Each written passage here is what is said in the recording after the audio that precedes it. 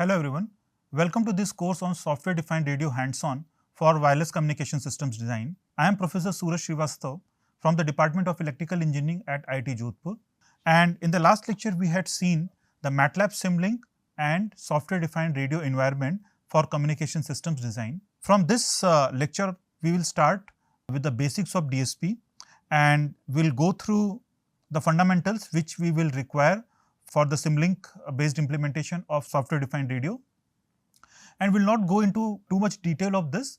For any further detail you can refer the standard textbook based on signals and systems or for the digital signal processing. So, in this lecture we will basically cover the fundamentals of sampling and then upsampling, downsampling, interpolation and decimation. So, these are the 4-5 topics which we will cover in this lecture, and these are the topics which we will mainly need for the SDR based implementation of communication systems.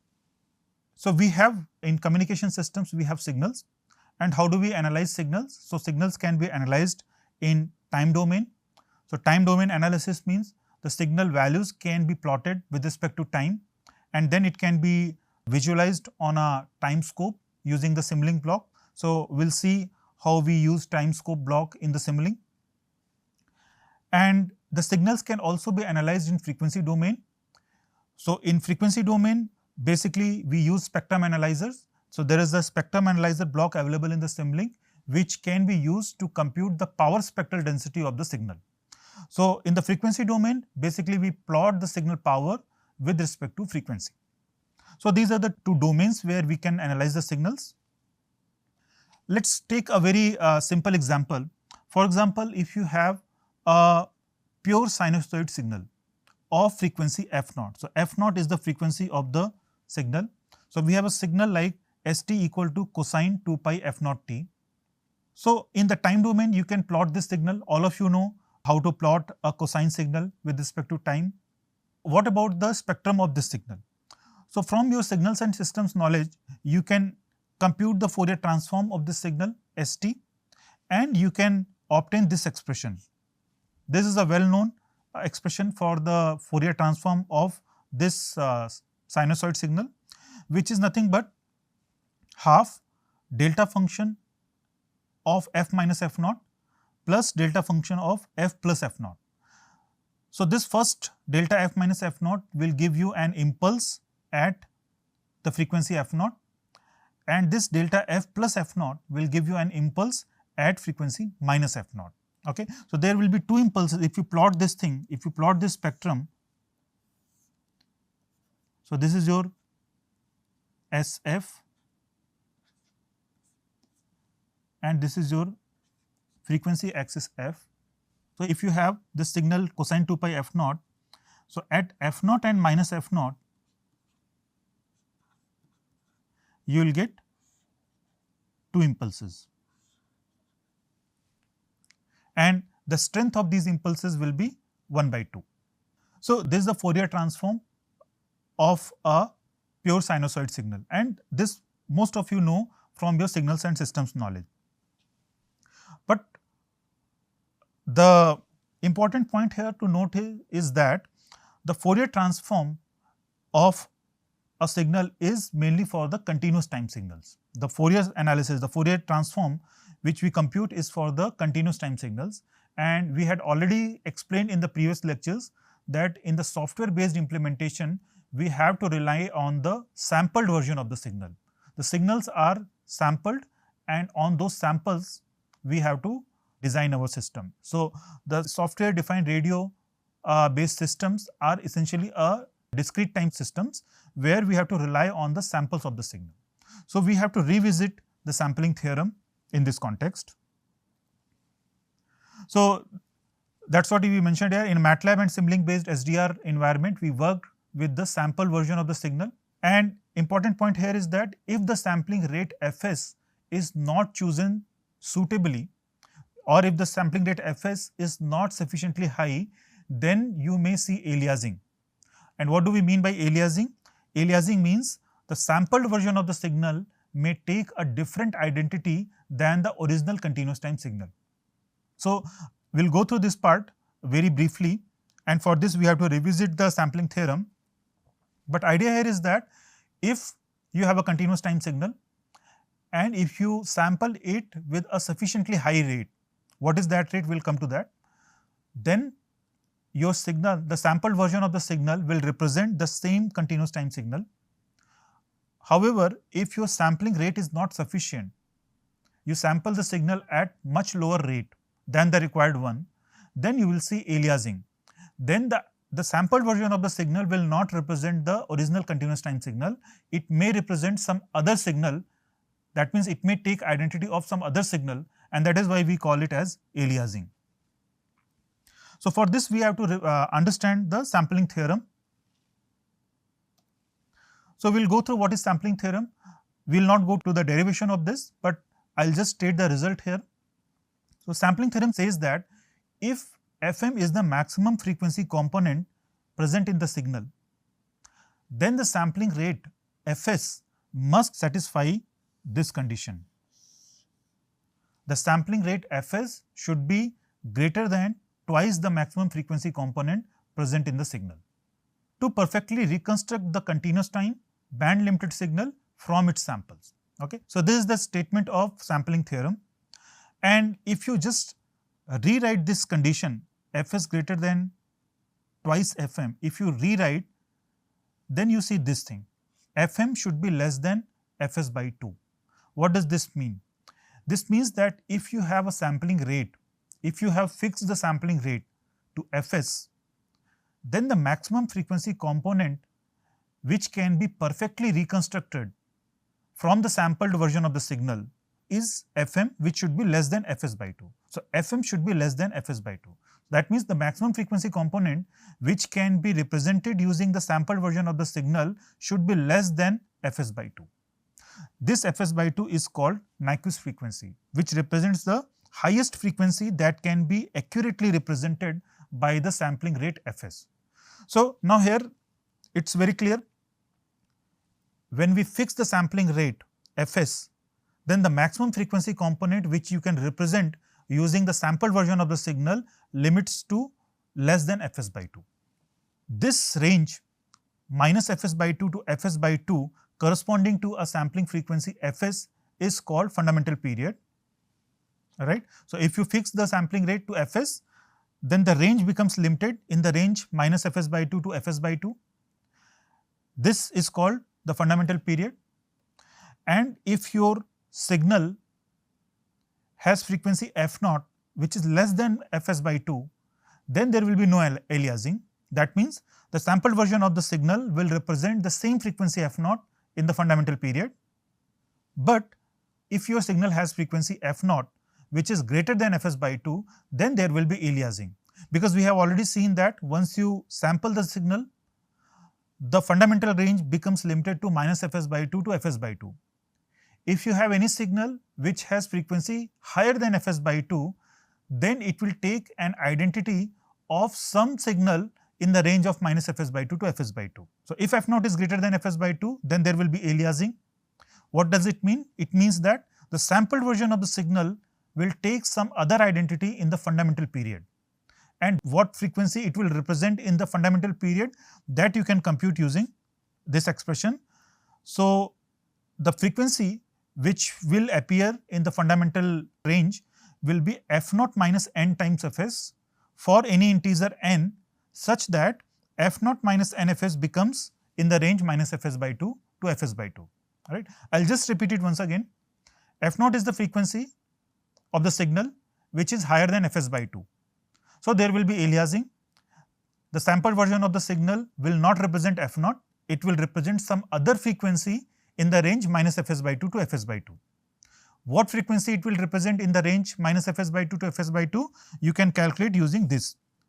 So, you have to take F0 minus some integer multiple of Fs, and that value you have to take which comes in the range of minus Fs by 2 to Fs by 2.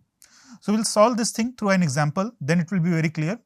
But now I think it is very clear that if you have a signal which has frequency higher than the Nyquist frequency Fs by 2, right, then it will take an identity of the signal which is in the range of minus fs by 2 to fs by 2. So in summary, what do we mean? In summary, if you have a continuous time signal or a signal in the continuous domain, each frequency is unique. From minus infinity to plus infinity, each frequency is unique, or from 0 to infinity, each frequency is unique. But when we go to the discrete time domain, depending on the sampling rate, our range, our fundamental range becomes limited in the range minus fs by 2 to fs by 2. So the discrete time signal, the signals are unique, or the frequencies are unique up to the fundamental range minus fs by 2 to fs by 2. So let's take an example to illustrate this. If we have a sampling rate, let's say we have set the sampling rate as 10 kilohertz, fs equal to 10 kilohertz, that means 10,000 samples per second or 10k samples per second. In short, we call it as SPS, samples per second. So if we have set the sampling rate as 10 kilohertz, you can compute what is the fundamental frequency range. Fundamental frequency range is minus fs by 2 to fs by 2, which is in our case minus 5 kilohertz to 5 kilohertz. Now, if you take any signal which has frequency less than 5 kilohertz, it can be represented using its samples and there will be no aliasing. So if your f0 is less than 5 kilohertz, then there is no aliasing. For example, if you take f0 as 4 kilohertz, so 4 kilohertz is less than fs by 2, 5 kilohertz in this case, then there will be no aliasing. The sampled version of the signal will also represent 4 kilohertz. What if the frequency f0 is greater than 5 kilohertz? 5 kilohertz is our fs by 2. What if the frequency f0 is greater than 8 kilohertz, or let's say 5 kilohertz? So if it is 8 kilohertz or it is 23 kilohertz, then what frequencies will be represented after the sampling of the signal? So let's calculate this thing through this formula which we have shown here. So you have to compute f0 minus n times fs, where n can be integers, positive integer or negative integer. N can take any positive integer or negative integer, but you have to choose n such that f0 minus n times fs becomes in the range of minus fs by 2 to fs by 2. Okay, so this is how we have to compute what frequency will be represented in the fundamental frequency range. So let's take this example again.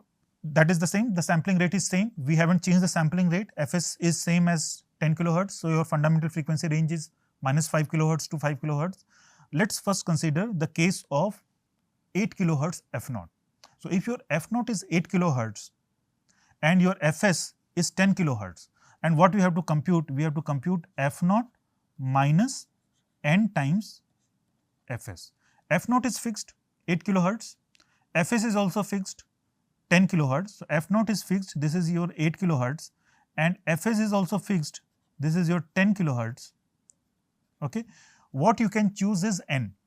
If you choose n equal to plus 1 or minus 1. Okay, so f0 is 8 kilohertz, that means there are two frequency components, 8 and minus 8 in the original signal.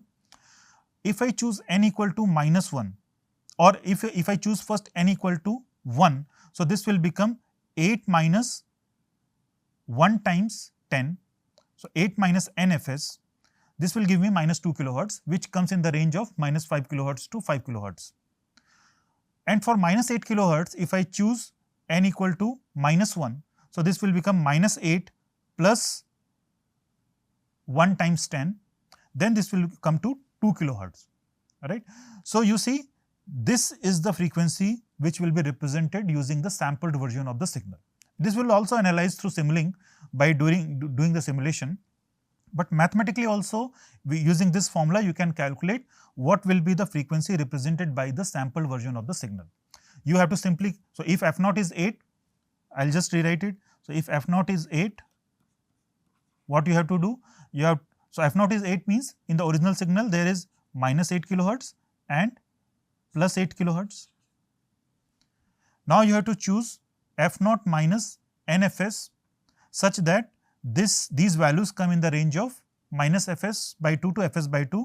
So if you take this 8 minus 1 times 10 this will give you -2, and in this case if you take +1 time 10s, this will give you 2.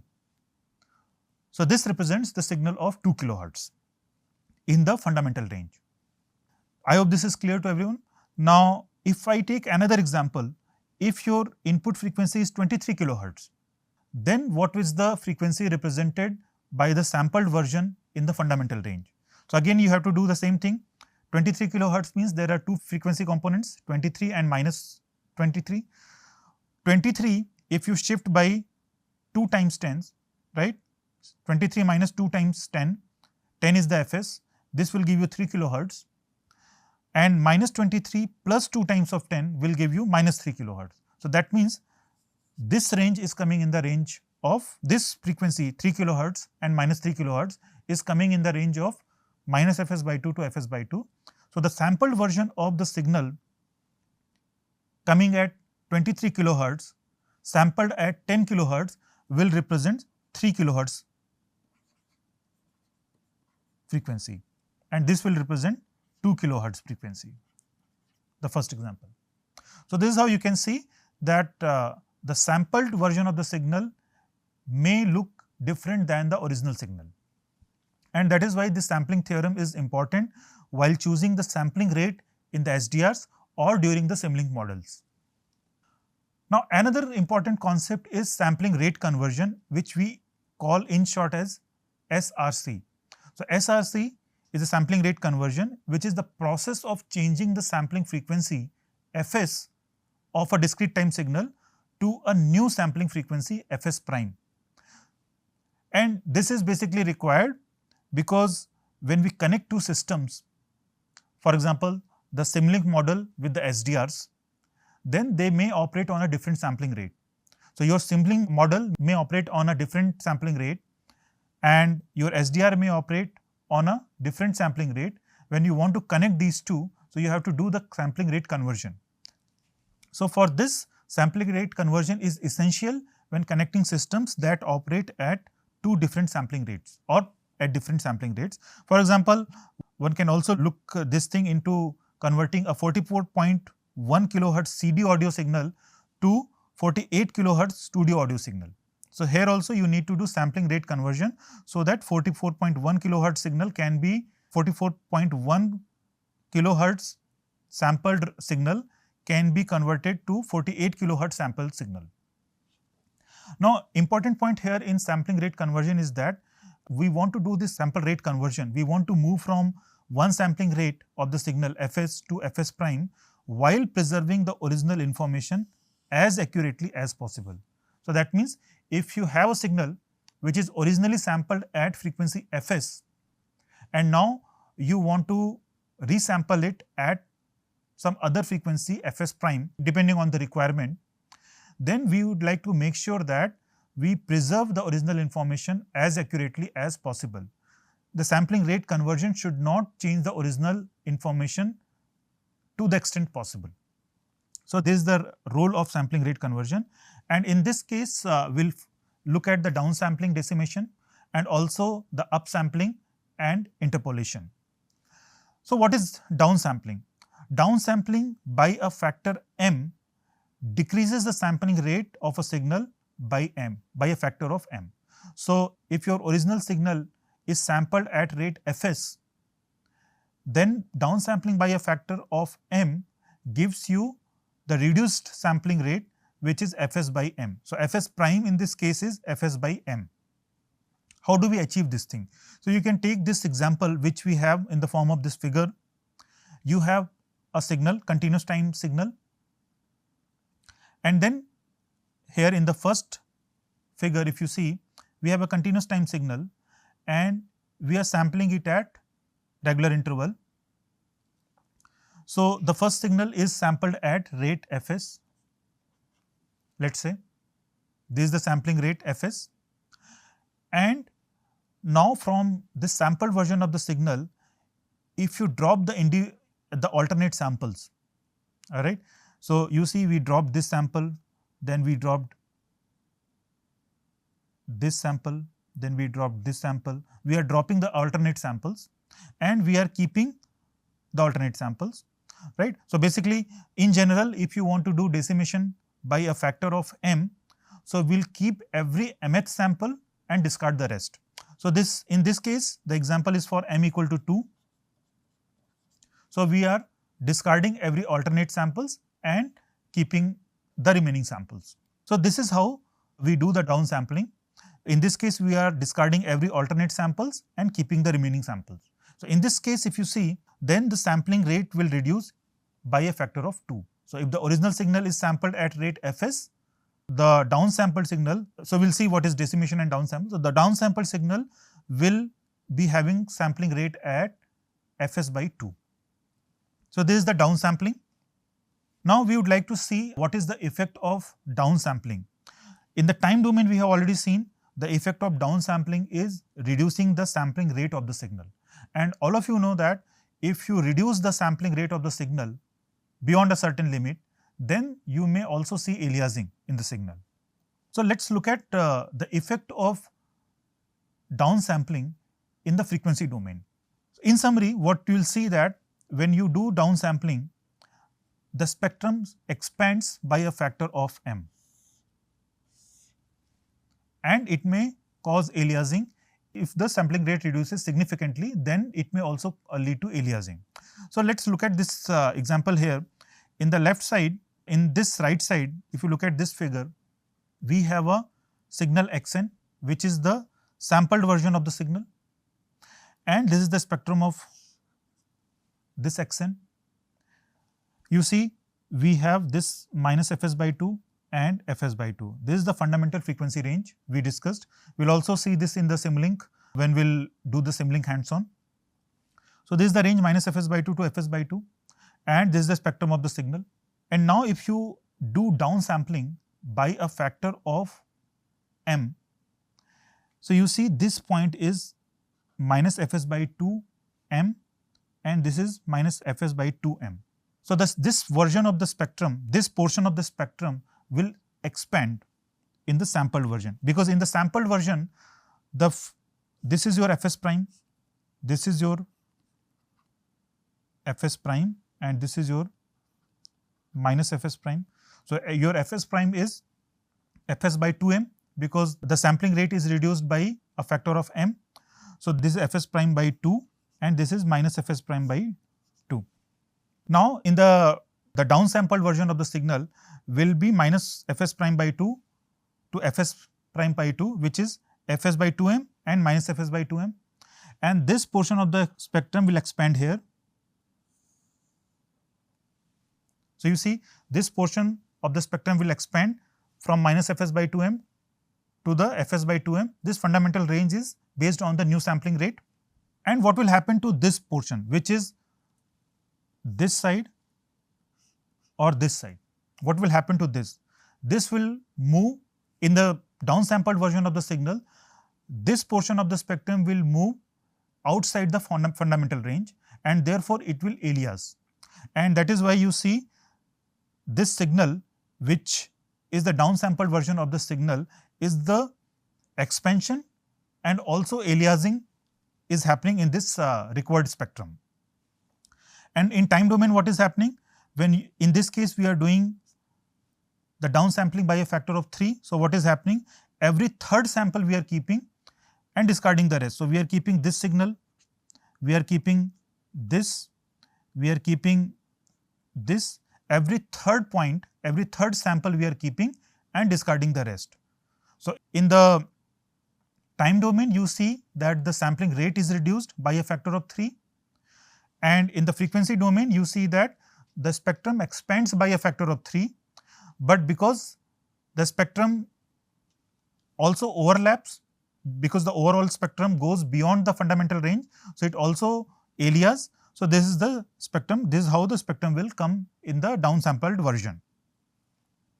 Now how to avoid this aliasing? So you see that when you do the downsampling, we actually see in this example the aliasing. How to avoid this thing? So this can be avoided by putting a anti-aliasing filter before doing the downsampling. So you see this is the signal, and now if you put the original signal was this dotted version, This is the original spectrum of the signal. Now, if you put an anti-aliasing filter such that it only keeps the range minus fs by 2m to fs by 2m, this choice of minus fs by 2m to fs by 2m is taken because this is the portion which will expand after downsampling, and we want to retain this part. So, we will put a low pass filter, anti-aliasing filter in this case, which will only keep this portion of the spectrum and discard this part. And then if you do the downsampling, then this portion will expand here, and since there is no spectrum or there is no frequency component after anti-aliasing filter, there is no frequency component outside this minus fs by 2m to fs by 2m, you do not see any aliasing here. So, if you put a low pass filter, anti-aliasing filter, this is the time domain output, and further if you do the downsampling, this is the output.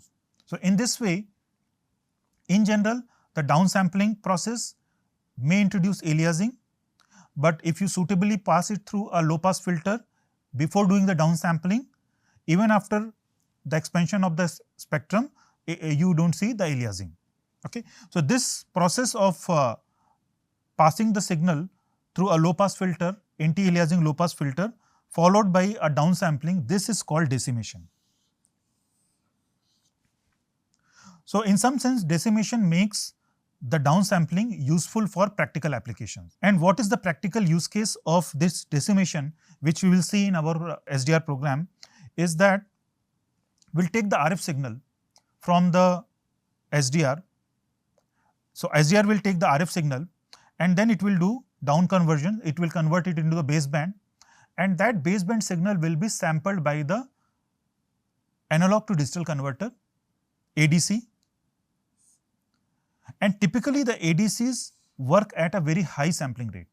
So, this is the role. You will see here that the ADCs, the signal which you will receive from the software defined radios, they are sampled using the analog to digital converter, which work at very high sampling rate.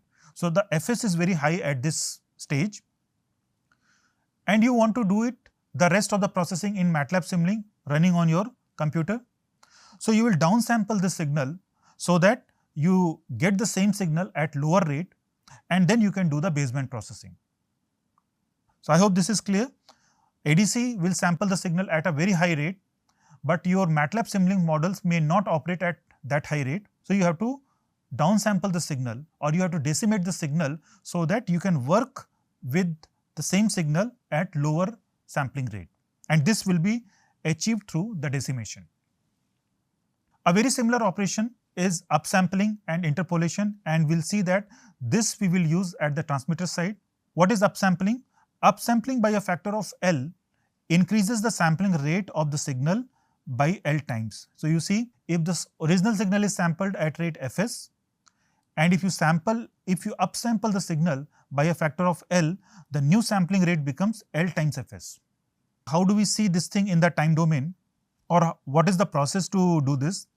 Basically, you introduce L minus 1 zeros between the samples. So, this is the original signal, the first signal, this is the original signal, and now if you do upsampling by a factor of L equal to 3, that means you will introduce 3 minus 1 equal to 2 zeros between the samples. So, you see, we have in the original signal we have a sample here and we have a sample here, but in the upsampled version we have introduced 2 zeros between these two samples. So, this is the upsampled version of the signal. This is the time domain representation of the upsampled version of the signal. Now, we will see what happens in the frequency domain. Now, what is the frequency domain effect of upsampling? So, upsampling compresses the signal and many spectral images may appear. Okay. So, why does the spectrum compresses? Because now you see the original signal was sampled at rate Fs. So, you have fundamental range from minus Fs by 2 to Fs by 2. But now when you upsample the signal, the sampling rate has become L times Fs, and that is why this range has become minus L times Fs by 2 to L times Fs by 2. And this original spectrum, which was in the range minus fs by 2 to fs by 2, this has compressed here. Okay, and then there are many spectral images appear. So we are not going to the detailed derivation of this, but you can follow any standard DSP textbook where you will see that the original spectrum compresses in the range minus fs by 2 to fs by 2, and then in the range minus L times fs by 2 to L times fs by 2, many spectral images appear. And what is the effect? This we have already seen. There is the time domain original signal, and when you do upsampling, we introduce zeros. So these are the zeros introduced in the time domain signal, and this is the frequency domain version of the spectrum. So now you see that when you upsample the signal, there are spectral images. Although original signal is preserved, you see the minus fs by 2 to fs by 2 is still preserved in the upsampled version of the signal, but there are many spectral images. One can remove these spectral images by putting a low pass filter outside. So what you can do, upsampling followed by a low pass filtering makes the signal usable, and that is why we call it as interpolation. So what does interpolation do? Interpolation basically samples the signal and followed by a suitable low pass filter which only preserves the original replica of the signal and removes the spectral images. So to remove the spectral images and reconstruct the intermediate samples, we can use a low pass filter after the upsampling. Okay. So you see here, if you do the upsampling, this is the spectrum of upsampling minus L times fs by 2 to L times fs by 2, where this portion is the original spectrum and then these dotted spectrum is the spectral images. If you put a low pass filter in the range minus fs by 2 to fs by 2, you will be able to recover the original signal in the range minus fs by 2 to fs by 2 with a higher sampling rate. And that is what is represented here in the time domain also. This was the upsampled version.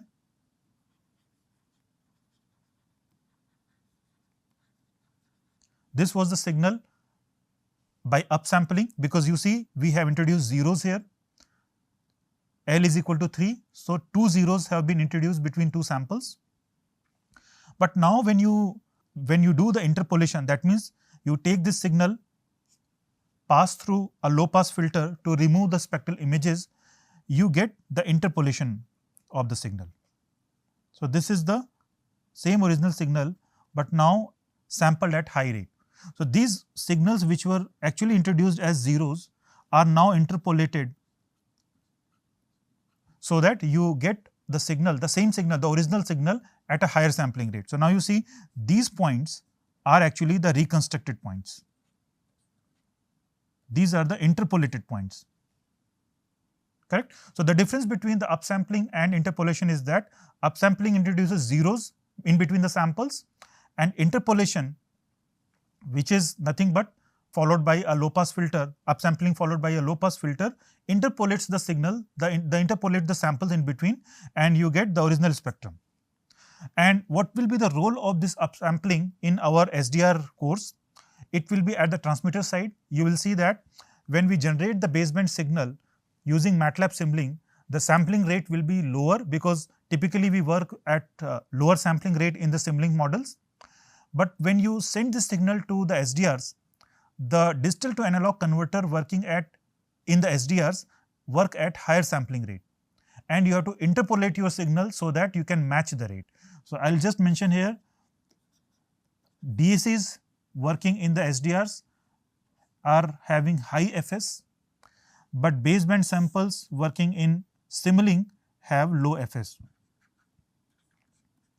So to match this rate, we have to interpolate the signal so that we can give this signal to the digital to analog converter of the software defined radios.